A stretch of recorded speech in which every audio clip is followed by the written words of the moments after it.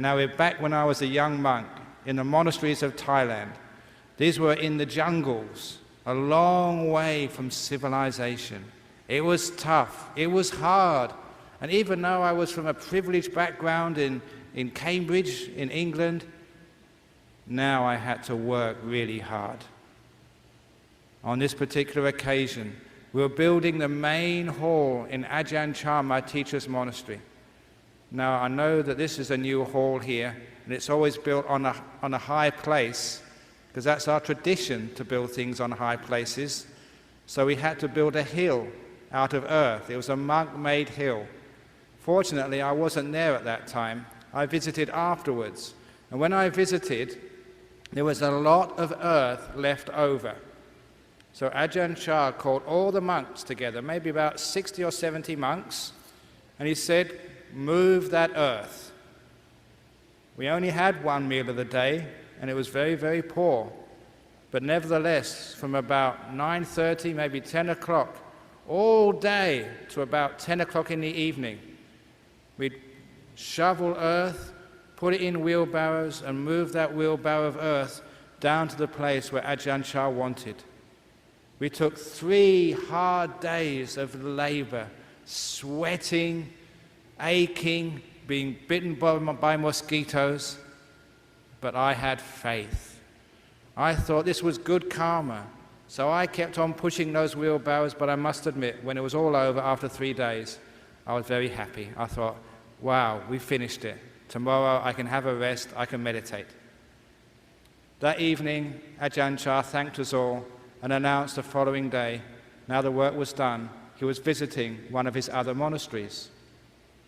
The following morning, after breakfast, the monk in charge, the deputy monk, he brought all the monks together and said, I've been thinking, I don't think that's the right place for the earth. Let's move it round the corner. Now that was testing my faith. But I thought, no, I respect that monk too. I'm a Buddhist, I will let go, I will push those wheelbarrows. For another 3 days of hard work, toiling under the hot conditions of a Thai jungle, working so hard, enduring all those mosquito bites. After another 3 days, we'd finished. Now I was really happy, really relieved. We'd moved it and they were happy.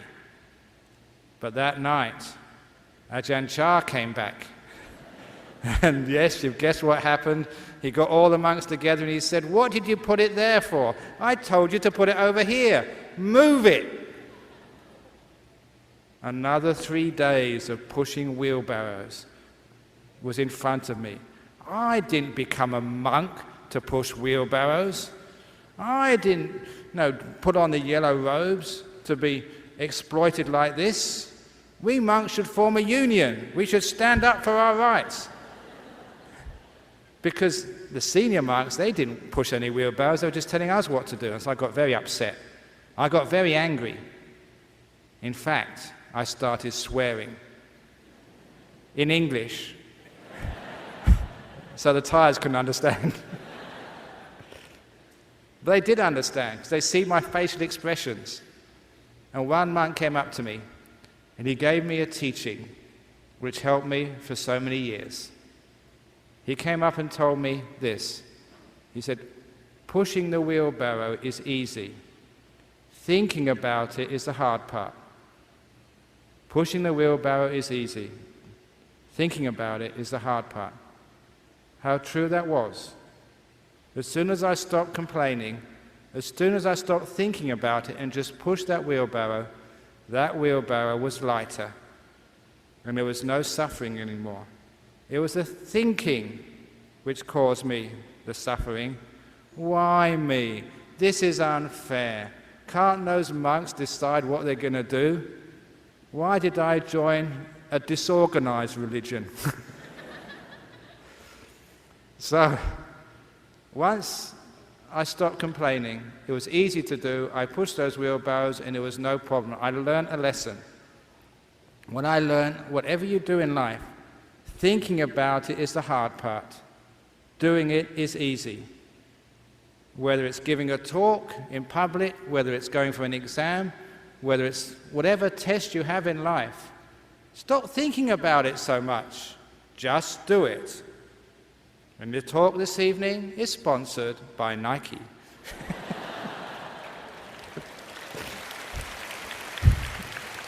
You just do it.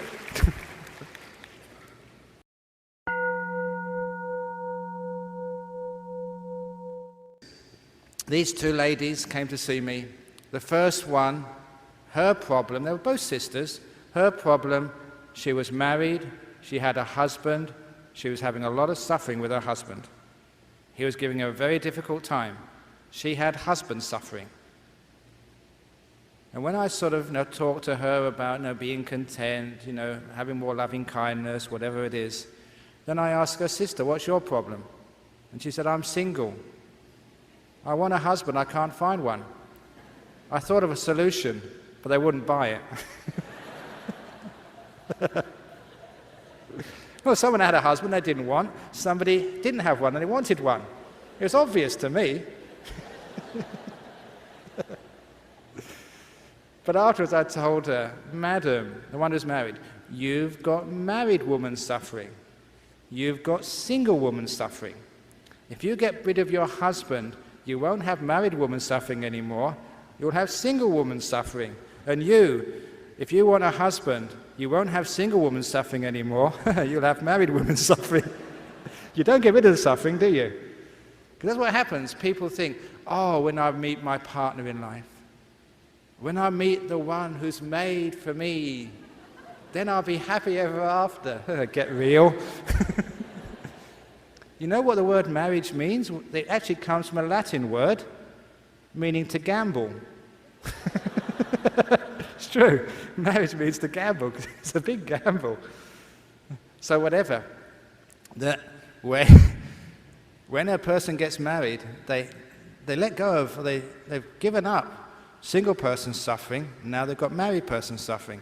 So all of you who are thinking, I want to get rid of this husband of mine, I want to get rid of this wife of mine, you're not going to get rid of suffering. You're going to just change one type of suffering for another type of suffering.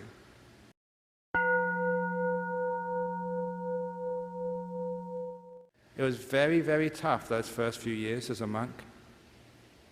And we used to work so hard, many hours a day. I had to learn how to build. Yesterday I said about learning how to do plumbing. I also had to learn how to lay bricks. Laying bricks is not easy. You think all you have to do is put some mortar down, put a brick on top and make it level. But when you put the mortar down, you put the brick on top, there's always one end is higher than the others. So you have to tap that end down. That end goes down, another end goes up. So you have to tap that end down. Then it moves out of line. So you've got to tap it into line again. Then the first end goes up. It takes forever to get that brick straight. But one thing which I had, which all monks have, is patience. Doesn't matter how long it takes, I'm going to make sure that every brick is perfect. So, that's what I did. Every brick, I made sure, if it wasn't right, I'd take it off and start again. When I finished my first brick wall, I looked at it, and I was so disappointed. I was so shocked. I was so distressed. I'd missed 2 bricks. All the other ones were nice and level, but 2 bricks with this awful angle, and they spoiled the whole wall. I tried to take them out, but the cement was just so hard, they just would not come out. And so I talked to the other monk with me, and I said, can we buy some dynamite? Can I blow up that wall and start again? And he said, no. I wanted to destroy that wall because I'd made a mess of the first building project I did at that monastery. And I was so disappointed. And I saw it every day. Every day I went past that wall. I was so upset as I saw the 2 bad bricks and my mistakes. When visitors came, I always managed to take them somewhere else so they wouldn't see my mistakes, because your mistakes you're always embarrassed about. But one day, a visitor came. I was with them. They saw that wall. And what they said was, that's a beautiful wall. I said to them, are you crazy? Are you blind? Have you left your glasses in the car? Can't you see the 2 bad bricks? And they said, yes, I can see the 2 bad bricks, but I can also see the 998 good bricks as well. That hit me like a brick. I realized my mistake, not only in that wall, but in life as well. Just too often, all we see is our 2 mistakes, and you become blind to anything else other than what is wrong. That's what was happening to me. Every time I passed that wall, my eyes would just go to my faults, my mistakes. I could not see anything other than my 2 mistakes. Once they were pointed out, I realized for every 2 bad bricks, there was 998 good bricks. I realized in life, every time I saw a tragedy in life, every time I saw someone being abused or hurt, there were 998 times, or probably much more, when people were being kind and caring and beautiful and wonderful and loving and generous and inspiring. But why is it we only see the faults in life?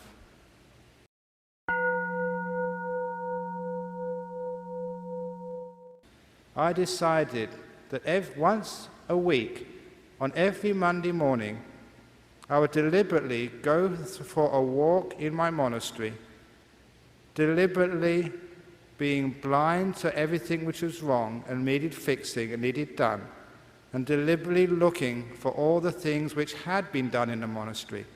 I went out for looking for what was perfect in my monastery. Because you know, people would come to my monastery and say, oh, what a beautiful monastery that is. And I say, are you blind? Can't you see that path which needs sweeping? Can't you see that wall which needs painting? Can't you see that gutter which needs fixing? Can't you see that monk which needs fixing? Because that's all I would see as a manager. Now, I changed. What I did instead was at least once a week, I'd go around there deliberately looking for what was right in my monastery. Because I was too much of a pessimist. Managers are pessimists. They're fault finders. That's their job. That's what they're paid for. But I decided I wanted to look for what's beautiful in that monastery.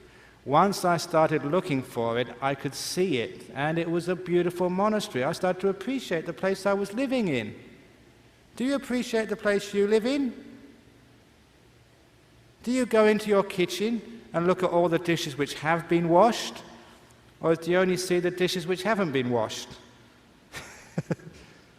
Isn't it wonderful to go back home and see all the dishes which have been washed, all the floors which are clean, and appreciate your home? Now that idea of appreciation, it's not just being an optimist, not being a pessimist, it's being a realist. You look at life and you find, my goodness, there's a lot of beauty in that life.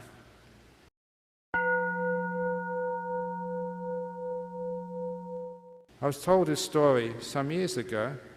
There was an argument in a classroom. The children in the class were getting so upset at each other, about to have a fight, that the teacher called order and told everybody to sit down and gave each one of them a piece of paper and ordered them to draw a vertical line down the middle of that piece of paper. And then the teacher told them, choose somebody, someone you really hate, you dislike, you don't like at all. Put their name on the top. On the left-hand column, list all the things you hate about them. They just had an argument. And it was very easy for each one, the boys and the girls, to put down the name of someone they didn't like and to fill that left-hand column with all of their faults. When they finished that left-hand column, the teacher said, right, now that person, list all the things which you like about them. That took a bit longer, but once they started, the kids could actually write what they liked about the enemy. Right, said the teacher, tear that piece of paper carefully down the middle. On the left-hand column, All of the things you don't like, screw that up, put it in the wastebasket. The right-hand column, what you like about that person, go over and give it to them. It stopped the argument, but did more than that, because many, many years later, at a funeral of one of those children, he was a man who'd been in that class as a boy.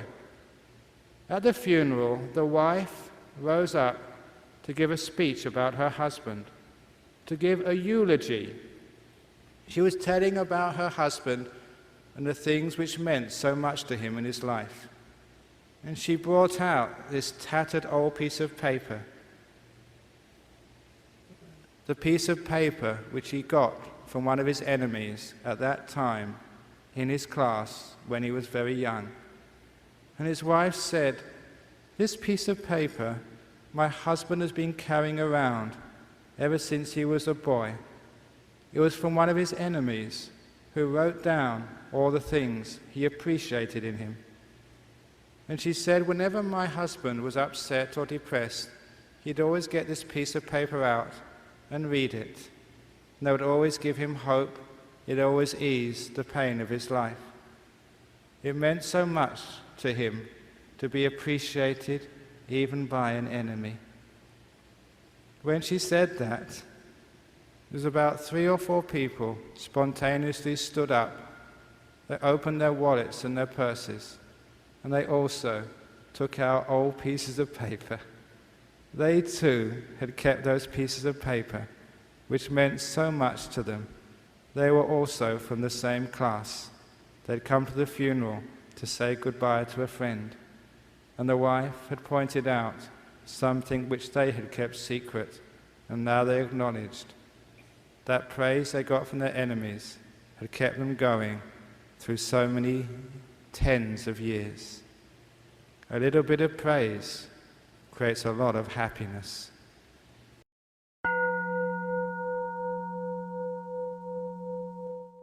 Is in the words of my father, who took me aside as a 16-year-old. He said to me, "Son, whatever you do in your life, the door of my house is always open to you." His house was a very, very small apartment. It was nothing much to open the door for anyone to. But what he meant was not his house.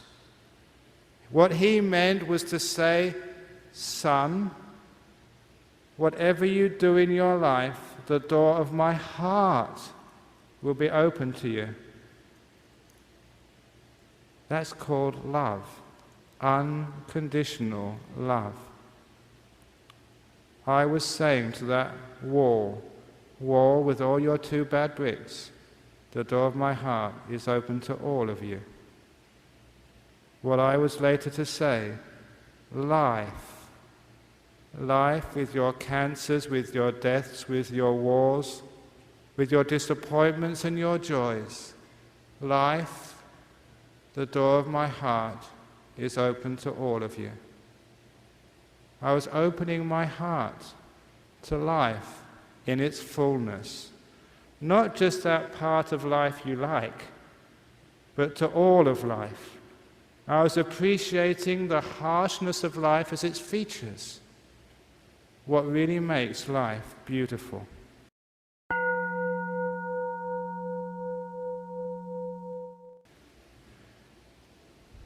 When I went to this one jail, just before teaching the meditation, 2 of the prisoners, I always remember one of the prisoners' name, he was Nick. He said, "Come over here, Braham, come over here, I want to show you something." What had happened, that Nick and this other man were in jail for importing drugs into Australia. They got involved in drugs when they were young. To make money for their habit, they'd imported drugs. They were caught, they were sent to jail.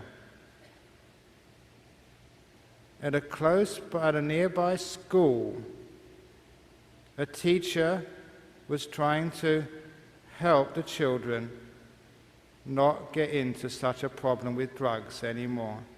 She wanted to do a session of warning her children of the dangers of drugs.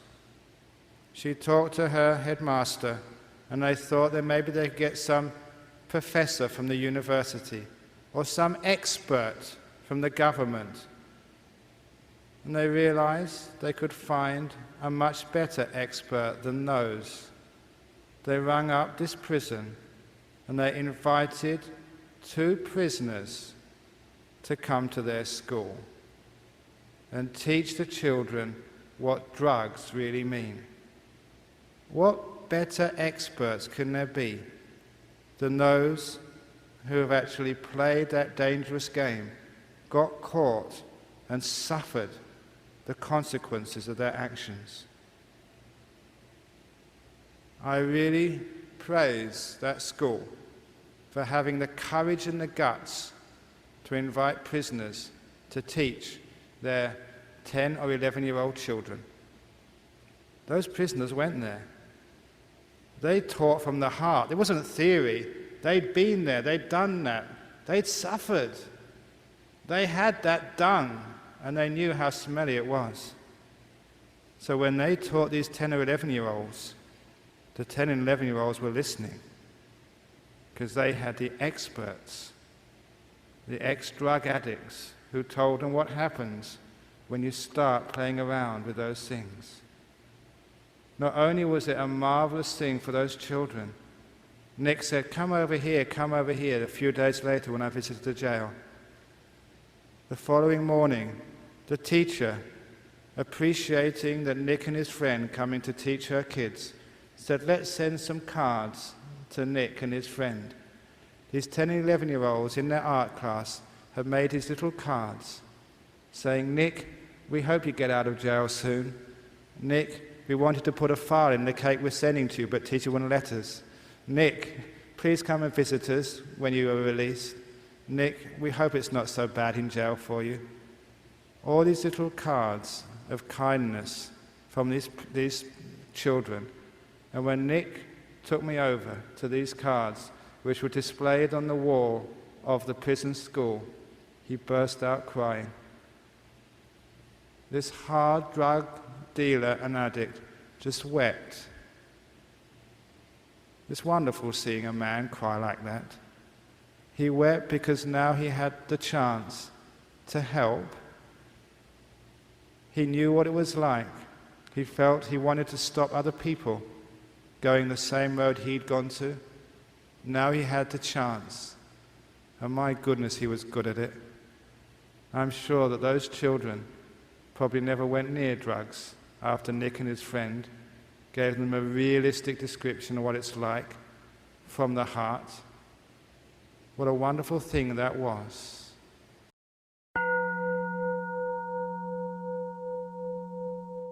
One of the people staying in our monastery has very bad teeth.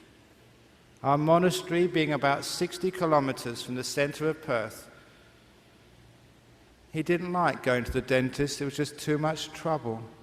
But he managed to find one dentist who would take out his teeth without anesthetic.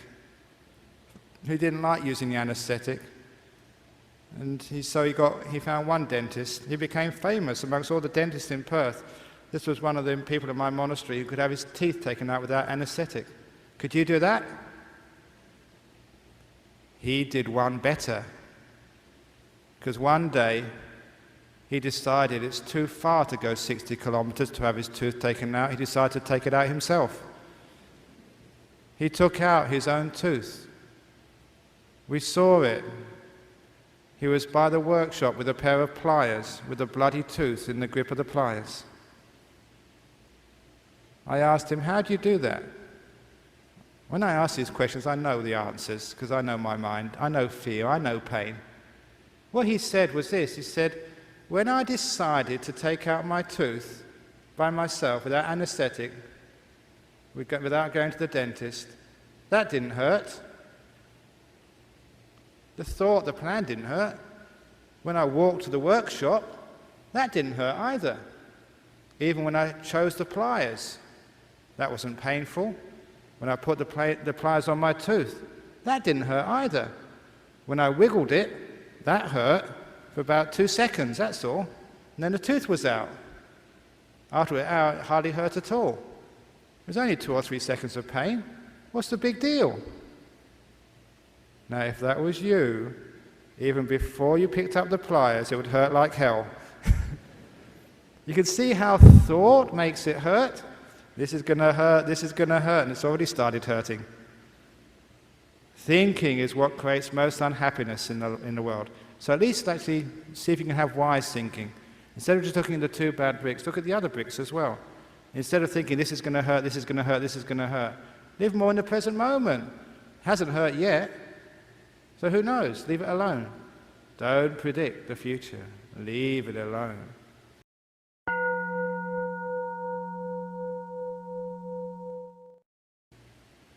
I'll finish with one story, again a prison tale, which I love telling as well.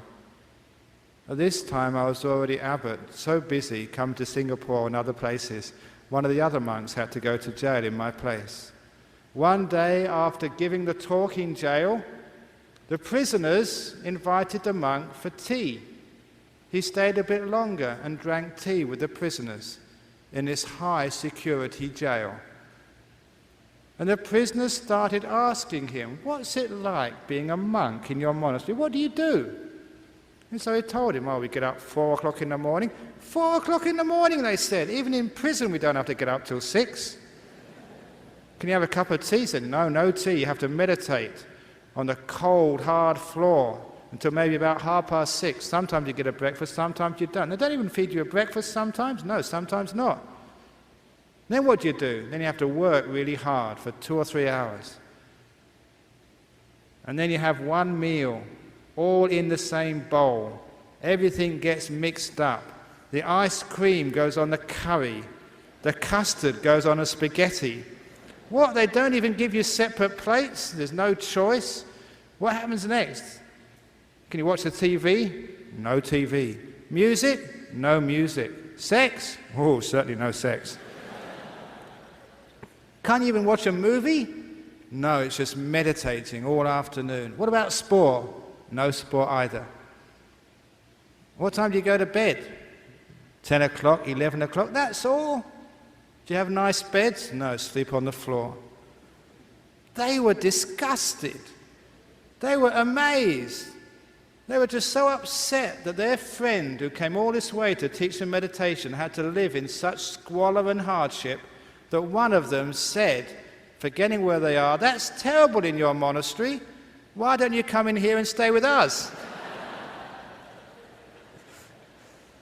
They invited the monk to stay in prison because prison was more comfortable than my monastery, and it is.